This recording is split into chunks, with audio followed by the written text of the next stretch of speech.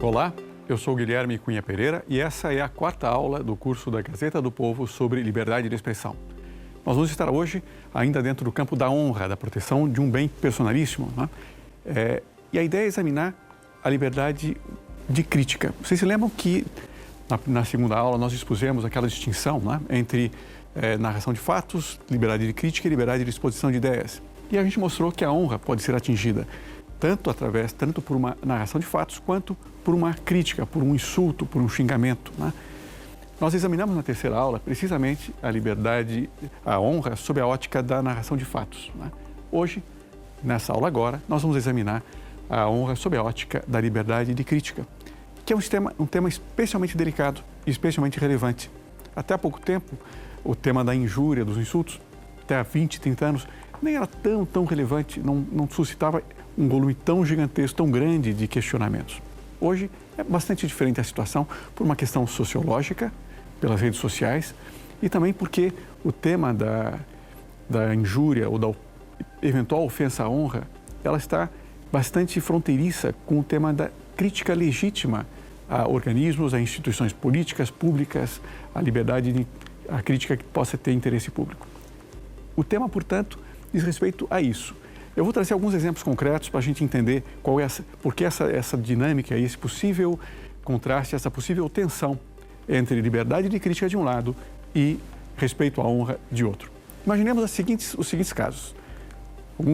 Algumas situações inquestionáveis de ofensa à honra, né? Imagine, por exemplo, o primeiro caso é o único real, um radialista chama um advogado, identificando quem é esse advogado, chamando de cachorro, desonesto, imoral, moleque, amante das causas perdidas, desocupado, etc., né? Ou então, imagine agora, casos hipotéticos, um aluno que durante a aula chama a professora de vagabunda ao ser por ela repreendido, né?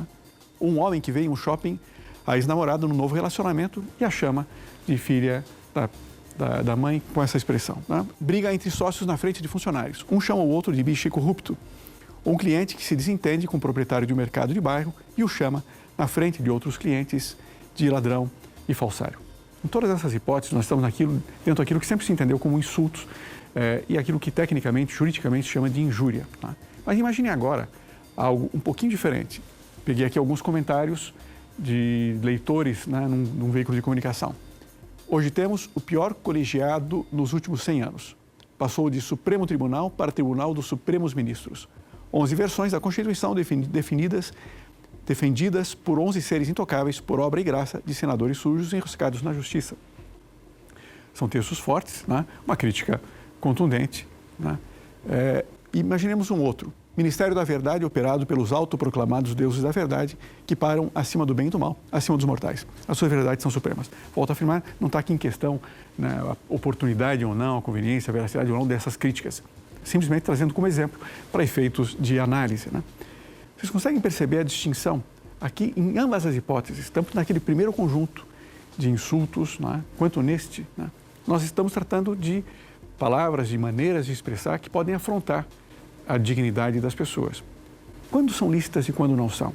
Aqui é que se coloca essa tensão entre, de um lado, crítica legítima e outro, injúria. E não é fácil traçar o limite, a distinção entre uma coisa e outra, né?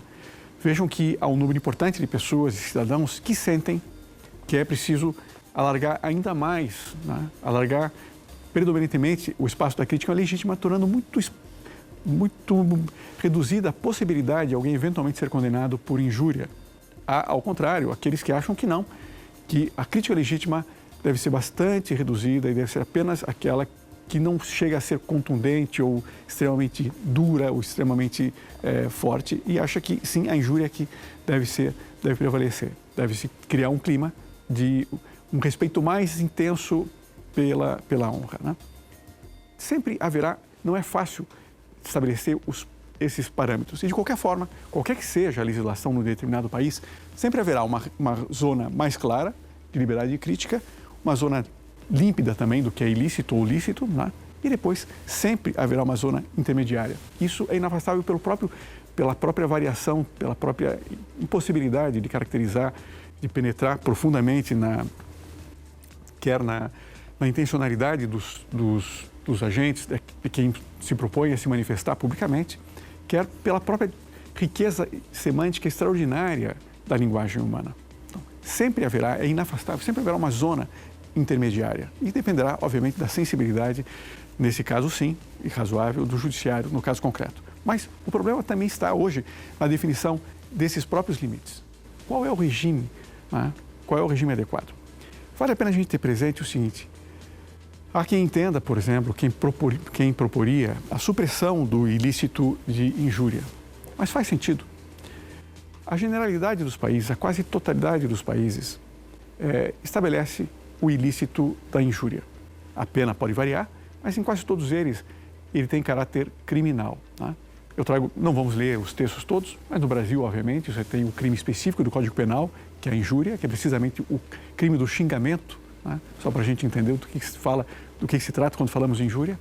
E assim é em todos os demais países. Eu pego aqui algumas hipóteses. A França, o texto da França, qualquer expressão ultrajante, termos de desprezo ou invectiva que não contenha a imputação de qualquer fato, ou seja, não estamos no campo da narração de fatos, é uma injúria. E a pena, a multa de 12 mil euros se pública e 38 euros se privada. E assim por diante, né?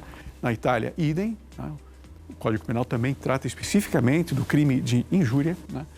Nem sempre com o mesmo termo, né? O Código Penal também tem uma incriminação específica em Portugal, no Código Penal português. Na Alemanha, idem, né? Em que país, no entanto, isso é diferente?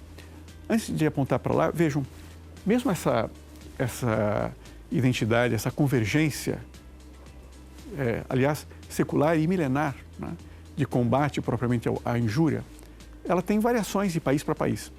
Por exemplo, na Alemanha, a doutrina e a jurisprudência, nas últimas décadas, enfatizaram um pouquinho a distinção entre o que eles chamam de crítica objetiva, que se dirige à obra de alguém, aos atos, e crítica subjetiva, que é aquele insulto que vai única e exclusivamente dirigida a denegrir, a ferir a dignidade, o decoro da própria pessoa, algo mais subjetivo, que diz respeito à pessoa como um todo. Na Itália, há uma ênfase no que se chama de moderação da forma, e assim por diante. Há outras distinções importantes, em alguns casos, essa distinção que vocês viram no caso francês, entre ofensa pública e ofensa privada, para alguns entre crime e contravenção, ou, segundo a ótica, o regime de diferentes países, crime e delito, e assim por diante, né? E proteção penal ou não. Há uma imensa variação de hipóteses, mas em quase todos eles prevê-se uma punição específica para a injúria. Em que país isso não é assim ou modificou-se bastante? Ele distanciou-se muito da tradição de quase todas as demais democracias? Os Estados Unidos, né? O direito americano acabou modificando, né, o entendimento usual. Até 1942, o modelo era muito similar. O modelo do direito americano era muito similar ao dos demais países, né? Há, inclusive, uma decisão, que é a última da Suprema Corte, em que ela mantém condenação por injúria, que é de 1942. É o caso Chaplinsky contra New Hampshire. Nesse caso, o que aconteceu? Uma testemunha de Jeová, estava se manifestando, falando de forma abrangente, criticando, né, as demais religiões, insultando-as todas de farsas, e depois, quando um policial federal vem para detê-lo, ele o chama de maldito bandido. Ele é condenado, o caso chega à Suprema Corte, precisamente para discutir o tema da possibilidade ou não de incriminar alguém por insultos, e a Suprema Corte mantém. Ou seja, até lá, valia a regra de que insultar era crime, né? 30 anos depois, numa outra decisão da própria Suprema Corte, uma situação em que o réu usa termos, inclusive, mais duros, a Suprema Corte reverteu e absolveu, né? E entendeu que a legislação daquele Estado em concreto era muito abrangente, não permitia uma identificação clara do que seria ilícito ou não seria ilícito. O réu usou contra o policial a expressão branco, filho da puta, eu vou te matar. E depois, seu filho da mãe, vou te sufocar até a morte. E qual foi o entendimento da Suprema Corte nesse caso? Bastante interessante. Ela entendeu que não seria suficiente palavras, né, fortes ou inadequadas. Seria necessário que houvesse a probabilidade de que a audiência, ou a quem as palavras foram dirigidas, reagisse de maneira descontrolada. Será que esse critério é razoável? Mas esse passa a ser o critério hoje do direito americano. Vamos tentar entender um pouquinho isso, bem brevemente, só para deixar uma crítica concreta aqui, porque há muita gente que tem um apreço muito grande, né, pela lógica do direito americano, que é louvável, pelo apreço que tem pela liberdade de expressão, mas ao mesmo tempo apresenta soluções que nem sempre parecem, tanto aos meus olhos quanto a de muitos críticos nos próprios Estados Unidos, nem sempre parecem as mais adequadas. Qual é o modelo, portanto, hoje que vige no direito americano? Primeiro, a concepção cristã é que o bem em questão, o que está em jogo, é a paz e a ordem públicas. E, portanto, vai se permitir, em tese, e isso não está claro, há uma certa indefinição, só se poderá entender como abusiva a crítica, o insulto que carrega a probabilidade imediata de uma reação de quem foi, para quem o insulto foi dirigido. Por que me parece não adequada, não prudente, não equilibrada essa solução? A crítica que eu faria é a seguinte: vejam as profundas injustiças que um tal modelo pode gerar. Diferentes pessoas poderão, dependendo, mesmo utilizando a mesma expressão, poderão ter o seu comportamento analisado de maneiras muito distintas. Imagine que uma pessoa muito forte insulte de maneira bastante agressiva uma pessoa muito mais fraca, eventualmente uma pessoa portadora de uma deficiência, sem possibilidade de reação, né? O que aconteceria por esse entendimento? Nesse caso, aquele que insultou, o homem forte que insultou, não teria cometido o crime, porque não havia probabilidade de reação. Imagine a situação inversa. Uma pessoa com deficiência que eventualmente insultasse de maneira bastante agressiva uma pessoa muito forte, e essa pessoa muito forte estivesse a ponto de agredir quem proferiu os insultos. Nesse caso, quem proferiu os insultos teria cometido o crime sob essa ótica.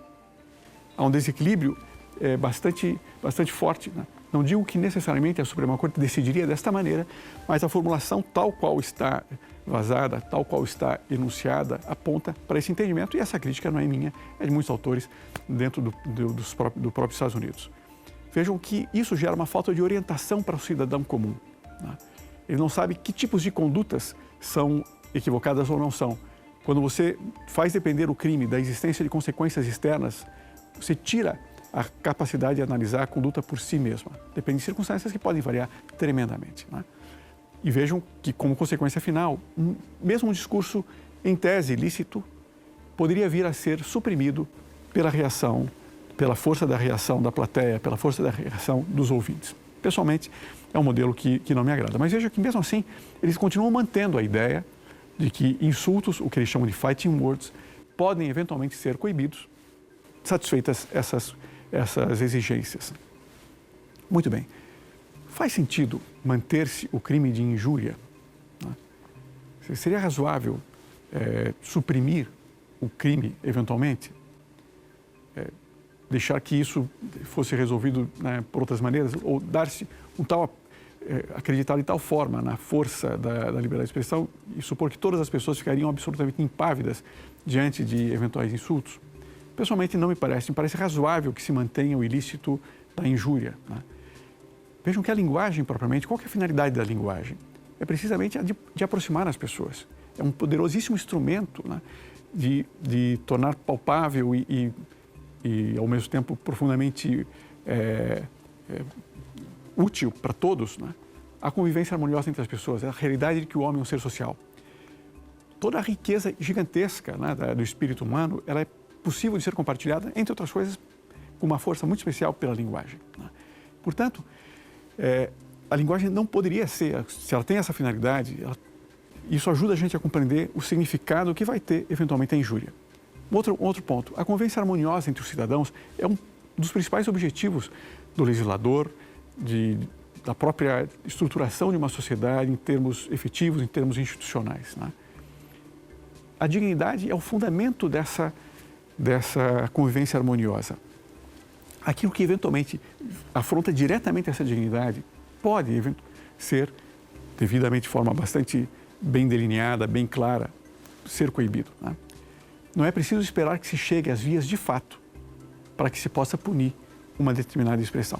Então, não me parece razoável o critério, né, de que só será crime quando a expressão cause a probabilidade de que as pessoas cheguem às vias de fato, ou seja, se confrontem fisicamente. Seria um absurdo, né? E parece muito claro que a injúria, que o insulto puro e simples, não tem qualquer finalidade prática, qualquer finalidade útil para a sociedade. E, portanto, ela pode ser desterrada, pode ser banida. Sei que é uma posição, talvez desagrade a muitos, né, que hoje se encantam com uma visão mais romântica da liberdade de expressão, mas eu pensaria dessa maneira. E veja que essa visão era a visão existente no próprio direito americano até 1942. Eu trago o texto da decisão Chaplinsky, que é aquela decisão de 1942, em que isso fica exposto de maneira muito clara.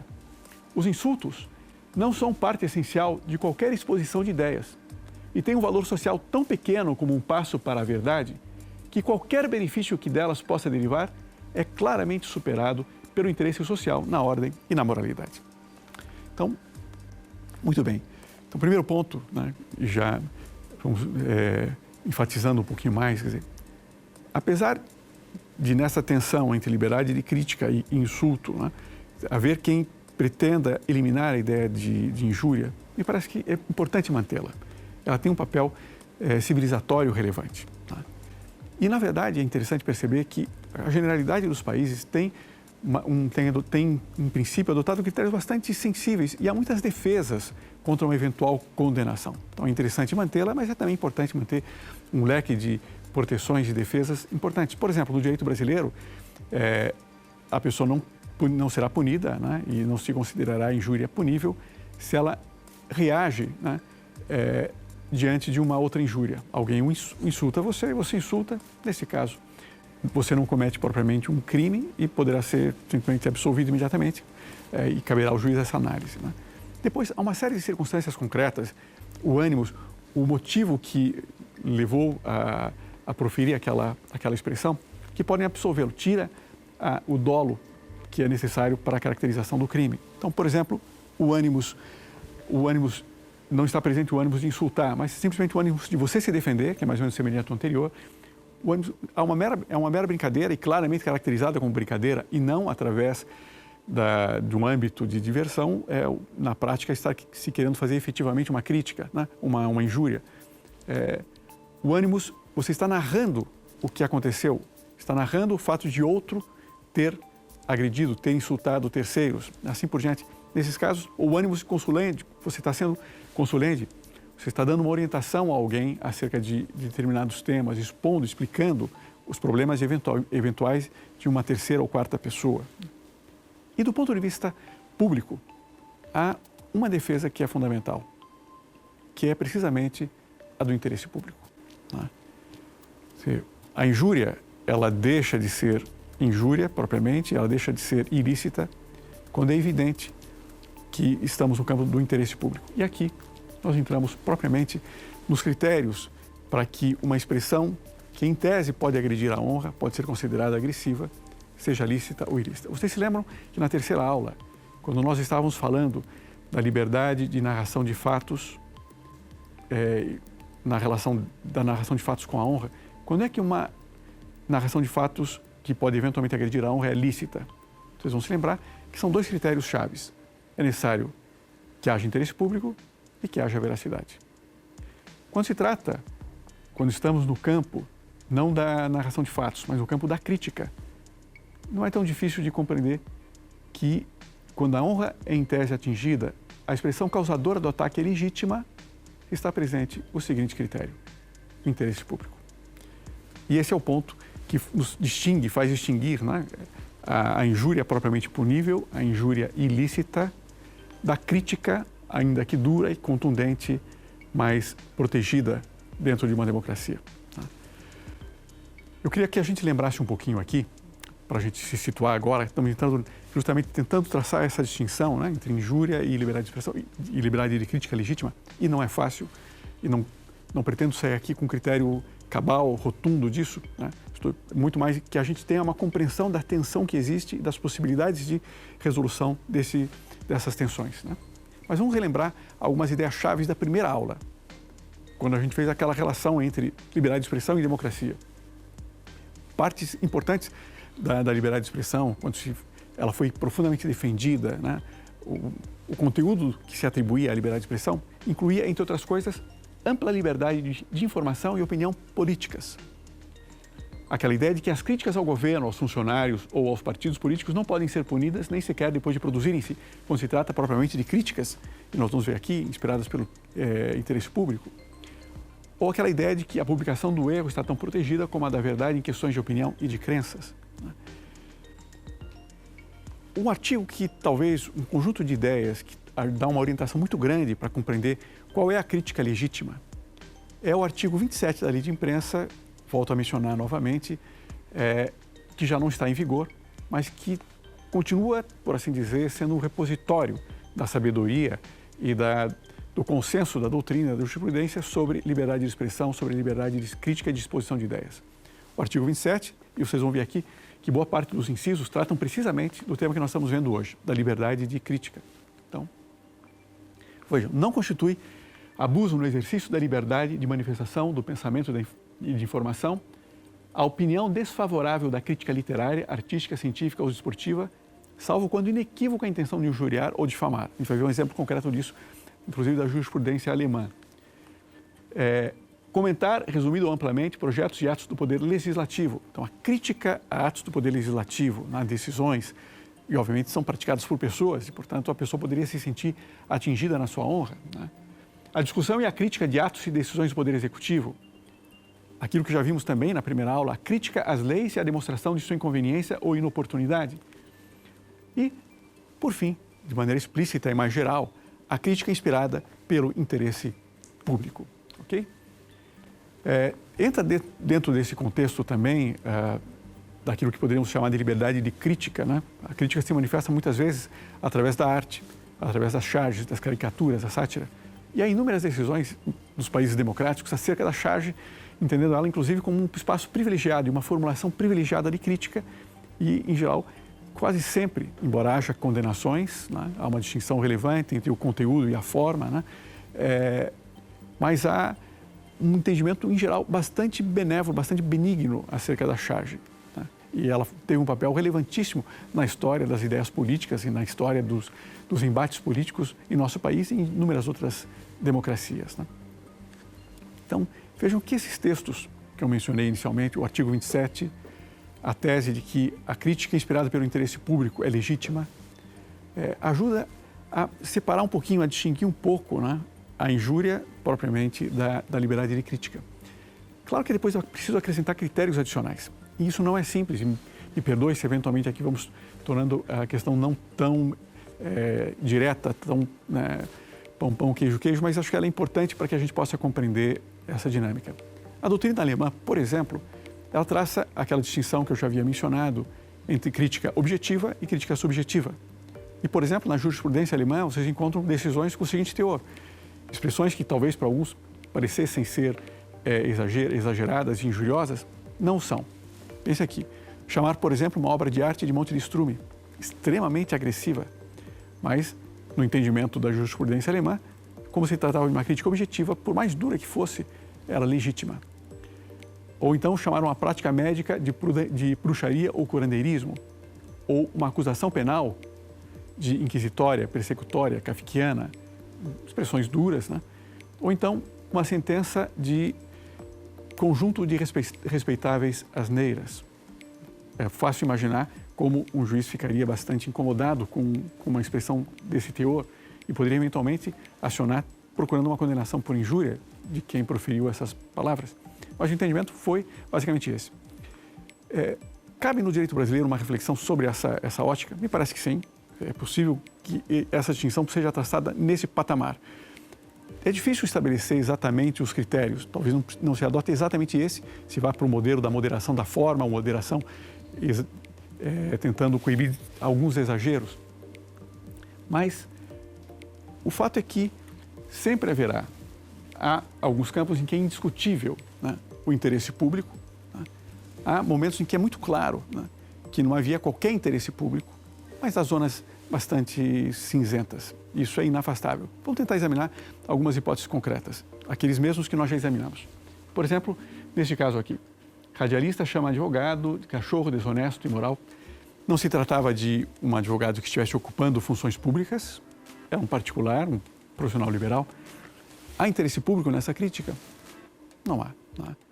por mais que possa eventualmente haver, pelo teor, alguma outra situação concreta, que possa estar envolvido em alguma situação que afete consumidores, né?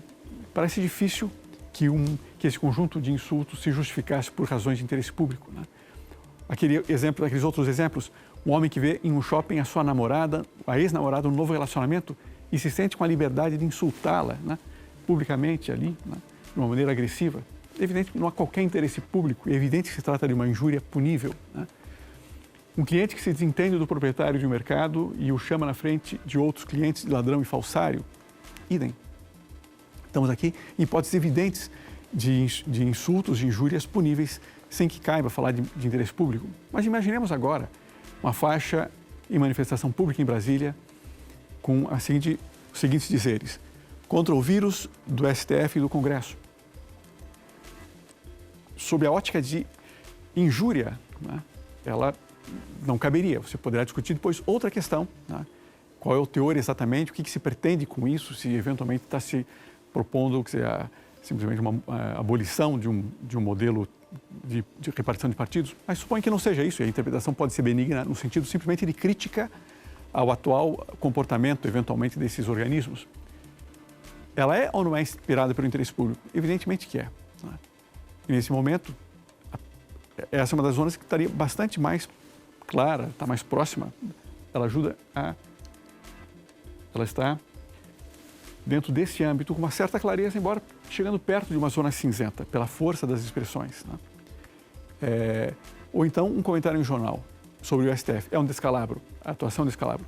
Absolutamente ilícita. Se trata de uma crítica diretamente dirigida à atuação. Pouco importa se correta ou errada, se razoável ou irrazoável. Está dentro da liberdade de crítica que cabe a todos os cidadãos, dentro daquele princípio de que uma democracia deve permitir o mais amplo espaço de liberdade de crítica, sobretudo às instituições políticas, aos próprios políticos, né, a atuação que tenha a ver com o bem comum como um todo, né? Vejam, de qualquer forma, que não é fácil estabelecer os limites. Talvez alguns possíveis critérios, eu me apoio aqui e trago algumas formulações do direito alemão. Possível distinção, quando o juízo de valor ou a crítica, ela é ilícita, quando ela perde todo o contato com o que está sendo criticado, com o teor que teria interesse público, né? Ou quando se percebe um propósito apenas de rebaixamento de uma pessoa, desconectando-se propriamente da atuação ou da crítica que tenha relevância, né? Então, numa decisão do Tribunal de Justiça Federal da Alemanha, né, fez a seguinte afirmação: o interesse legítimo da imprensa, aqui tratava-se de um caso envolvendo a imprensa, mas se aplica à liberdade de expressão como um todo, o interesse legítimo da imprensa em participar no livre debate de ideias e confronto de opiniões não dá cobertura à formulação de um juízo negativo sobre o ofendido que não tem nenhuma conexão com a matéria em discussão. Então, se o tema eventualmente justificaria ser um tema de interesse público, a atuação parlamentar de um determinado deputado, né, que legitima uma expressão crítica dura, incisiva, né, mas se a crítica desconectou-se completamente, já não é justificável, né? Se o insulta como um cafajeste, por exemplo, né, de uma maneira desconectada propriamente da atuação, quando se tratava muito mais de um posicionamento com relação a um determinado tema, por exemplo, né? Para dar um exemplo concreto, né, o Tribunal Constitucional alemão manteve a condenação da seguinte crítica. Era a crítica de um crítico literário contra um literato muito conhecido, ganhador do Prêmio Nobel, né? É simplesmente fantástico um escritor tão estúpido, ignorante e sem talento, como já era tão estúpido, ignorante e sem talento o jovem Beul, para não falar do velho, que semelhante idiota, em parte psicopata, em parte inocente, tenha conseguido o Prêmio Nobel. Não é isso verdadeiramente admirável? Veja que o texto é extremamente, o que se percebe nesse caso é muito claramente o propósito apenas de rebaixamento de uma pessoa. Desconecta-se propriamente da obra, né? Agora vamos pensar uma situação inversa, e essa é um pouquinho mais discutível. Me parece que a solução do direito brasileiro seria exatamente igual, né? Seria idêntica nesse caso. E agora, uma crítica contra um grande grupo alemão, grupo empresarial alemão. Na sua avidez insaciável de ganhos e lucros, a AB, o nome da empresa, do grupo, viola princípios democráticos, direitos fundamentais e a lealdade política. Os críticos indesejados são vigiados e mantidos sob coação, enquanto complacentes políticos de direita são apoiados e financiados. O Tribunal Constitucional alemão entendeu que era totalmente legítima, estava dentro do âmbito do direito de crítica e seria legítima. Aqui há uma pequena imprecisão. Vejam que a segunda parte da frase se refere não mais a uma crítica, ao liberdade de crítica, ela tem uma afirmação factual, narrativa, que deveria passar por um crivo de veracidade. Né? Mas com relação à primeira parte, de fato, né, está dentro do âmbito da liberdade de crítica e esse foi o entendimento da doutrina alemã. Vejam, quando a gente pega algumas das situações concretas, eu tenho mencionado, até dentro do que nós tínhamos combinado, tenho até buscado nesse exemplo concreto, até mais frases com relação ao judiciário, para evitar um pouco a polarização, né, com relação à questão política partidária. Né? Então, é mais nesse ponto, temos esses exemplos. A gente já viu que o primeiro é lícito, né? O segundo caso, idem. Agora, entra-se em campo, né, com afirmações, uma formulação que, embora esteja dentro de um contexto de interesse público, já entra numa zona cinzenta de avaliação do que é lícito e do que não é. E aqui a gente entra talvez no último tema que me parece relevante, que é o seguinte, é o fenômeno da dessensibilização. Na prática, o que vem acontecendo? A prática da injúria, a prática do insulto, ela se popularizou tremendamente nos últimos 25 anos, nos últimos 30 anos, precisamente por causa das redes sociais.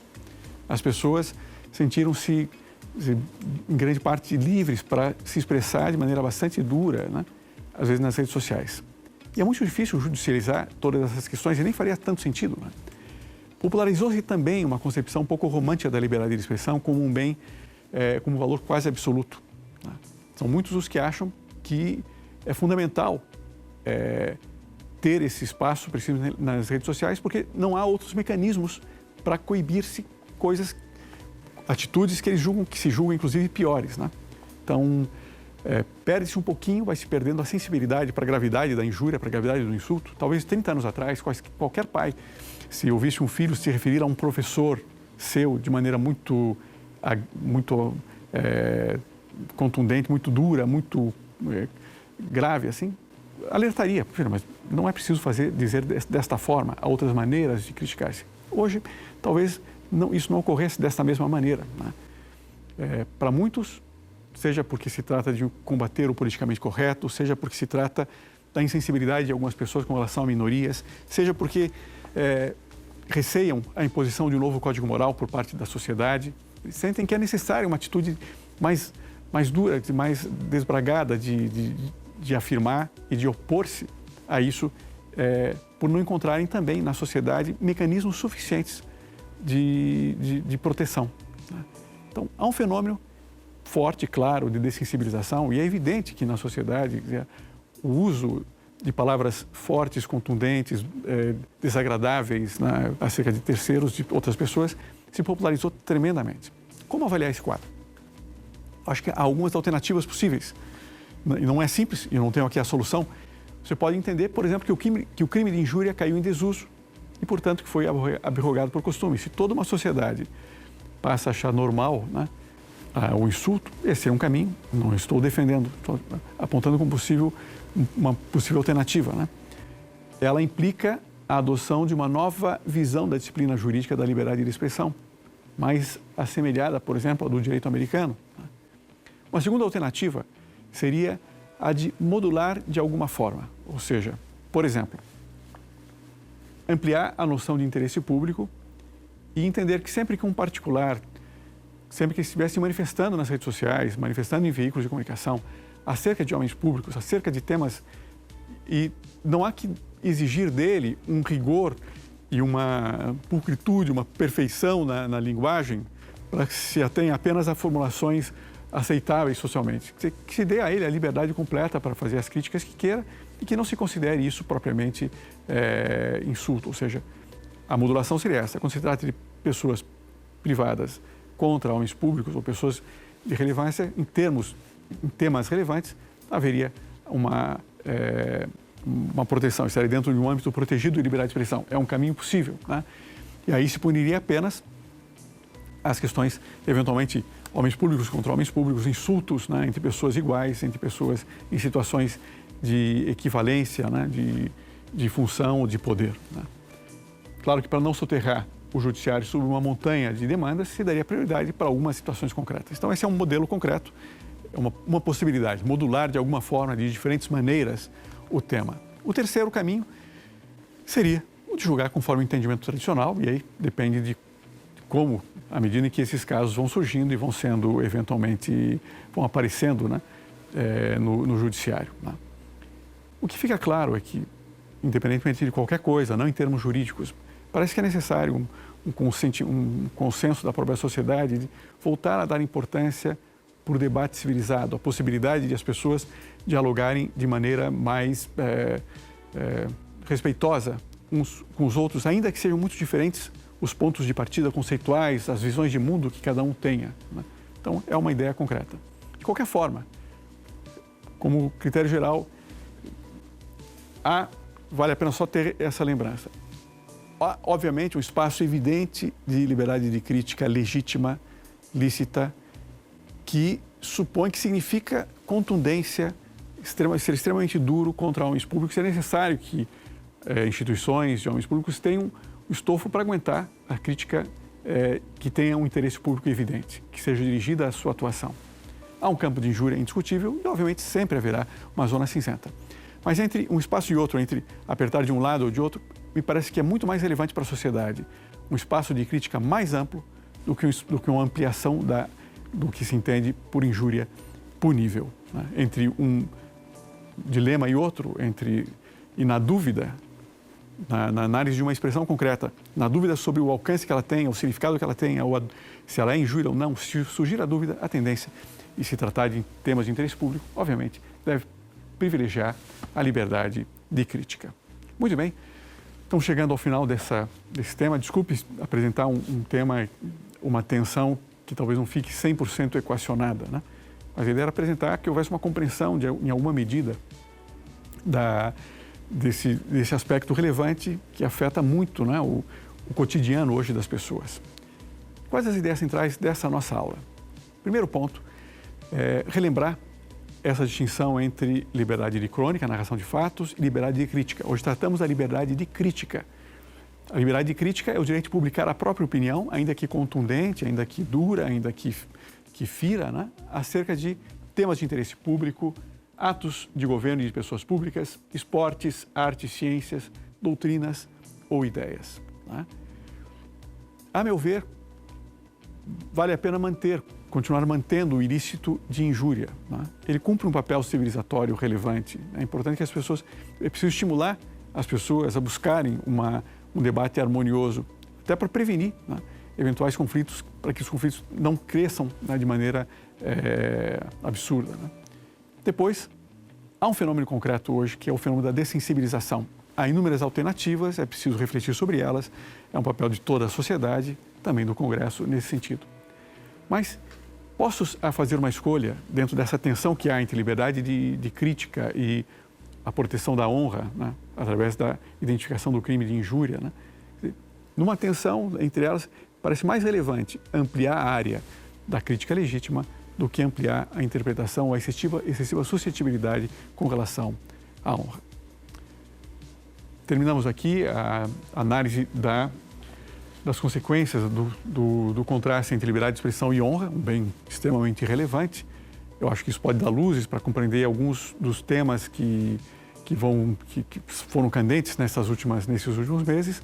Vamos voltar a analisar algumas consequências depois na nossa última aula. A partir da próxima, vamos examinar bens não mais, por assim dizer, personalíssimos. E volto a dizer, não estou usando essa expressão num sentido absolutamente técnico, né? E vamos começar a examinar alguns bens, o possível confronto entre liberdade de expressão e alguns outros bens de caráter mais abstrato, mais geral, mais difuso, como, por exemplo, e vai ser o tema da próxima, o respeito à lei penal. Aguardo vocês. Até lá.